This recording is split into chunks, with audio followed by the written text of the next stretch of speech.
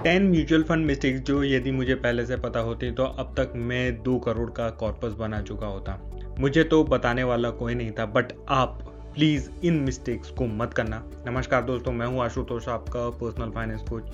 चलिए वीडियो को शुरू करते हैं। पहली मिस्टेक जो हम में से ज़्यादातर लोग करते हैं, सीधे म्यूचुअल फंड में इन्वेस्ट कर देना without having proper savings and emergency fund. कभी भी इन्वेस्ट करने से पहले हमें एक इमरजेंसी फंड बनाना चाहिए ताकि पैसों की ज़रूरत पड़ने पर हम अपने म्यूचुअल फंड्स को ना छेड़ें, ना खर्च करें। साथ ही लॉन्ग टर्म फाइनेंशियल सिक्योरिटी के लिए फैमिली हेल्थ इंश्योरेंस होना बहुत ज़रूरी है ताकि आपको इमरजेंसी में म्यूचुअल फंड से पैसा ना निकालना पड़े। लेकिन दूसरी सबसे बड़ी गलती हम करते हैं बैंक के थ्रू इन्वेस्टमेंट करना। बैंक से सबसे ज़्यादा मिस सेलिंग होती है। बैंक वाले अपने टारगेट्स के चक्कर में ऐसी स्कीम्स में पैसा इन्वेस्ट करा देते हैं जहां आपको लाखों का नुकसान हो सकता है, क्योंकि बैंक में हमारा पैसा होता है, हमारा अकाउंट होता है और सबसे ज़्यादा इन्वेस्टमेंट हमें बैंक से ही पिच किया जाता है, तो हम उस झांसे में आ ही जाते हैं। बट लॉन्ग टर्म में फाइनेंशियल सक्सेस के लिए बैंक्स को हमें अवॉइड करना चाहिए।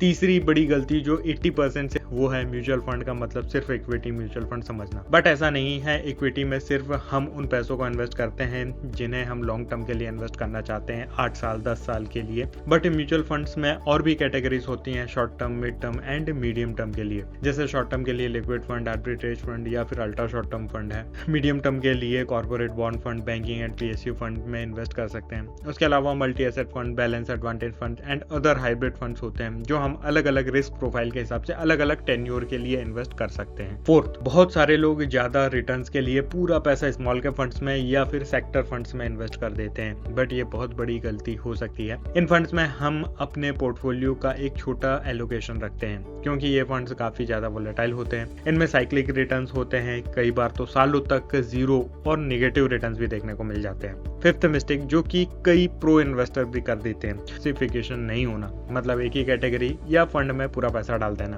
और अलग अलग फंड में भी इन्वेस्टमेंट है तो भी उसमें बहुत ज्यादा ओवरलैपिंग होना।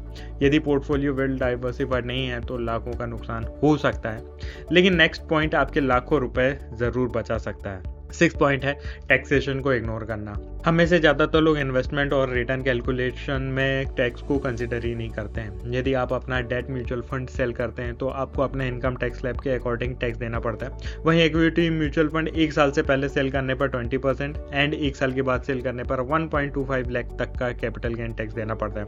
और यदि आप अपना डेट म्यूचुअल फंड सेल करते हैं तो आपको अपने इनकम टैक्स स्लैब के हिसाब से अपना टैक्स देना पड़ता है। वहीं इक्विटी म्यूचुअल फंड में सेल करने पर 20% एंड 1 साल के बाद सेल करने पर 1.25 लाख तक का गेन तो टैक्स फ्री होता है, बट उसके ऊपर 12.5% का टैक्स हमें देना पड़ता है। विड्रॉल करने पर हमें इस 1.25 लाख लिमिट का मैक्सिमम यूज करना चाहिए। 7, म्यूचुअल फंड इन्वेस्टमेंट का मतलब सिर्फ SIP और लमसम नहीं होता है, बल्कि SIP के अलावा भी और भी सिस्टमेटिक टूल्स होते हैं जैसे कि STP, SWP, systematic transfer plan and systematic withdrawal plan, जिनका यूज हम लमसम अमाउंट को इन्वेस्ट करने के लिए, शॉर्ट टर्म इमरजेंसी रिक्वायरमेंट के लिए म्यूचुअल फंड विड्रॉल करने की जगह लोन अगेंस्ट म्यूचुअल फंड का यूज हमें करना चाहिए। नेक्स्ट मिस्टेक जिसके कारण लोग म्यूचुअल फंड से पैसा नहीं बना पाते हैं, 8th है बिना गोल के इन्वेस्ट करना। देखो, म्यूचुअल फंड में कोई लॉक इन पीरियड नहीं होता है, कभी भी आप पैसा निकाल सकते हो और कभी भी डाल सकते हो, बट यही फ्रीडम सबसे बड़ा ड्रॉबैक बन जाता है बिना किसी डिसिप्लिन के। और इन्वेस्टमेंट में डिसिप्लिन आता है गोल से। आप पहले गोल डिसाइड करो अपने इन्वेस्टमेंट का और उसके हिसाब से इन्वेस्टमेंट करो, तो ही लंबे समय तक इन्वेस्टमेंट कंटिन्यू रख पाओगे। 9th, एक ऐसी गलती जो अक्सर हम करते हैं, NFOs में इन्वेस्ट करना। NFO मतलब कि न्यू फंड ऑफरिंग।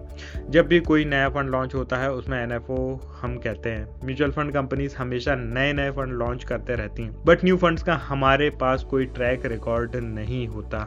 फंड की कंसिस्टेंसी एंड परफॉर्मेंस नहीं पता होती है। ऐसे में पुराने फंड्स में इन्वेस्ट करना ज़्यादा बेटर है, जिनके हमारे पास 5, 10 साल, 15 साल का ट्रैक रिकॉर्ड पहले से ही अवेलेबल है। लास्ट, ऐसी गलती जो 99% लोग करते हैं, सिर्फ पास्ट रिटर्न देख के इन्वेस्ट करना।